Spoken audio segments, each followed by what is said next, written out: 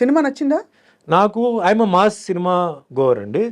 ఫ్రాంక్గా చెప్పాలంటే నాకు ఫస్ట్ హాఫ్ కొంచెం డ్రాగీగా అనిపించింది. ఒక అరగంట తీసేయచ్చు. ఎస్పెషలీ ఆ బాంబే హీరోయిన్తో సాంగ్, ఆ ఫైట్ అంతా ఉంది చూసారా, అది కనెక్ట్ అది రావట్లేదు, అది తీసేయచ్చు. Second half making wise futuristic అదంతా ఓకే. నన్ను అడిగితే ఫస్ట్ ఇస్ ద డైరెక్టర్ అండి. ఈ మన తెలుగు ఇండస్ట్రీకి ఒక హాలీవుడ్ డైరెక్టర్ ఉన్నాడు అని ఆయన ప్రూవ్ చేశాడు.